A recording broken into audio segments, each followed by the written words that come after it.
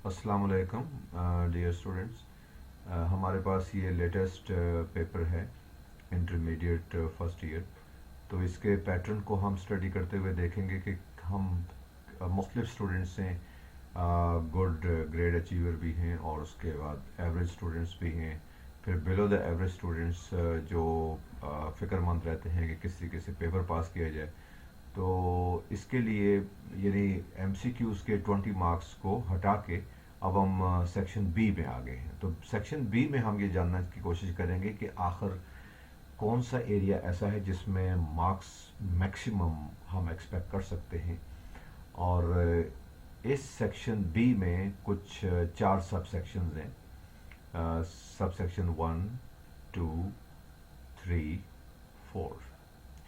तो इसमें चूँकि प्रोज से लिया जाता है और प्रोज में बहुत सारे चैप्टर्स बहुत इजी हैं और इंटरेस्टिंग हैं।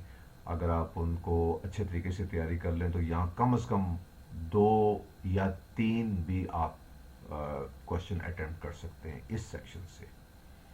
तो वैसे तो दो दो हर एक से करने होते हैं और इस तरीके से ये 8 बन जाते हैं और 2 कहीं से भी करने होते हैं। तो ज़्यादा बेहतर यह है कि आप अगर 3 इसमें से कर लें तो काफ़ी आसानी है आपके लिए। और दूसरी जो सब सेक्शन 2 है इसमें पोइट्री है या प्रोज, सॉरी पोइट्री। और इस पोइट्री सेक्शन में आमतौर पर स्टूडेंट्स काफ़ी अनसर्टन होते हैं कि वो इसके 3 सवाल कर सकें, बाज़ औक़ात कर भी सकते हैं, डिपेंड करता है। लेकिन एवरेज स्टूडेंट या बिलो द एवरेज स्टूडेंट्स के लिए काफ़ी चैलेंजिंग है कि वो 2 ही सवाल अगर वो यहाँ से कर लें जो कि रिक्वायर्ड है, जो कंपलसरी है कि 2 करने ही है। अगर 2 ही कर लें तो काफ़ी हद तक यानी पेपर के अच्छे गुड मार्क्स ला सकते हैं। अब हम आ जाते हैं ये जो प्लेज का पार्ट है, सेक्शन सब सेक्शन 3।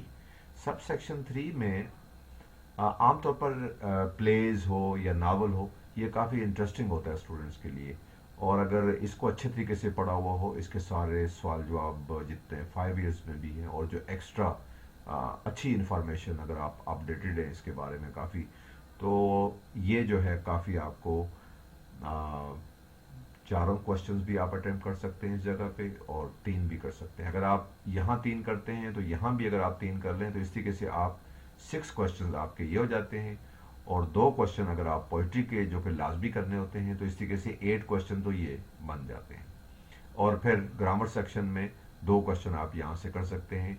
जिस तरीके से ये वाली बहुत इतना मुश्किल नहीं है। ये करेक्ट एरर्स वगैरह, इसमें ओमिशन या प्रपोजिशन या आर्टिकल्स वगैरह को थोड़ा सा देखना होता है और सिर्फ उसकी करेक्शन करनी होती है। और दूसरे उसके अलावा use any 3 of the following pairs of words या होमोफोन्स हैं ये।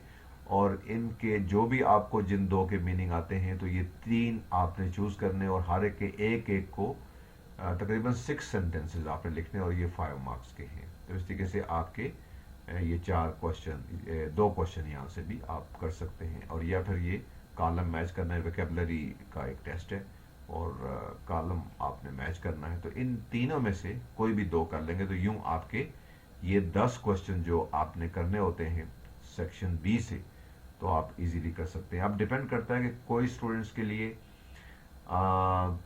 प्लेयर्स जो हैं वो चारों के चारों कर सकता है या एटलीस्ट 3 कर ले। और फिर अगर आप ये 3 करते हैं तो फोकस ज़्यादातर फिर प्रोज के ऊपर रखेंगे, प्रोज के भी आप 3 ही कर लें। और पोइट्री के 2 करने ही होते हैं क्योंकि पोइट्री के बाज़ औक़ात काफ़ी चैलेंजिंग एरिया है, इसमें 2 से ज़्यादा नहीं किए जा सकते एवरेज स्टूडेंट और बिलो द एवरेज स्टूडेंट्स के लिए ख़ास तौर पर। अब 50 मार्क्स का तो ये हो गया। और इसी तरीके से फिर हम आ जाते हैं सेक्शन सी में।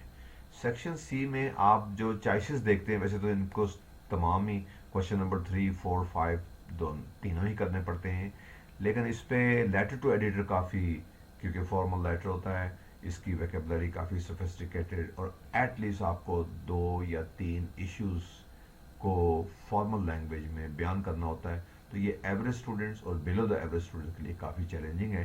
तो मैं एडवाइस करूँगा कि इसकी जगह आप सब्सटीट्यूट जो है आप इसका ऑप्शन ले लें, राइट स्टोरी का।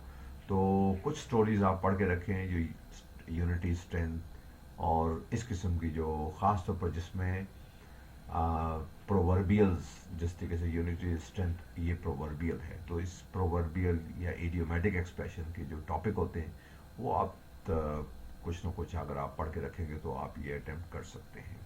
इसके बाद फिर आपके जिस तरीके से पैराग्राफ राइटिंग है, ये जो ऐसे राइटिंग है, लेकिन एक बहुत शॉर्ट सा पैराग्राफ लिखना होता है 120 to 150 वर्ड्स में, तो आप इसमें से कोई भी अटेम्प्ट कर सकते हैं। ये भी इजी है। आमतौर पर डिस्क्रिप्टिव या नैरेटिव से ज़्यादा डिस्क्रिप्टिव ज़्यादा होते हैं, और नैरेटिव जो है वो स्टोरी ही होती है, तो जिसमें पास्ट इवेंट या जो स्टोरी वगैरह बयान की जाती है। इसी तरीके से फिर आप ट्रांसलेशन सेक्शन में जब आते हैं तो यहाँ आपको 5-7 में से जो 5 ट्रांसलेशन करती है, इसमें आप देखेंगे सिस्टमेटिकली कि 2 किस्म की ट्रांसलेशन है। एक लिटिल मीनिंग से की जा सकती हैं, और दूसरी जो है वो इडियोमेट यानी फिक्स्ड है।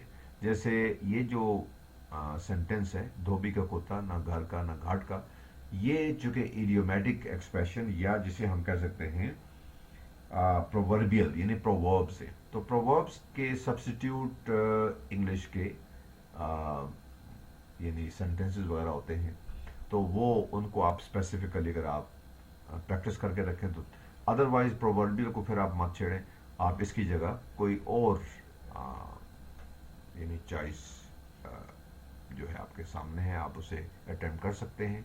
और इस तरीके से 30 मार्क्स का पेपर और ये 50 मार्क्स का 80 मार्क्स का पेपर आप अटेम्प्ट करके काफ़ी हद तक अपने ग्रेड को इम्प्रूव कर सकते हैं। लेकिन कंडीशन ये है कि आपके एमसीक्यूज को थॉरोली चैप्टर को पढ़ें, और इसके बाकायदा एमसीक्यूज की बाज़ार से भी मिल जाती है लिस्ट वगैरह, और आपके टीचर्स के पास भी होती है, और अगर आप खुद भी पढ़ा हुआ हो तो उसको अंडरलाइन भी कर सकते हैं। तो कम से कम 16 to 17 मार्क्स अगर आप उसमें लेके आते हैं तो आपका ग्रेड काफ़ी अच्छा हो सकता है। और मेरी नेक्स्ट वीडियो जो है वो मैं इंग्लिश में और इसके साथ साथ फिर मैं कुछ पेपर के मुख्तलिफ सेक्शंस को बताऊंगा कि मैं किस तरीके से आपको बताना है कि कैसे अटेम्प्ट करने हैं, और बोर्ड में किस तरीके से इसे देखा जाता है। Thank you very much.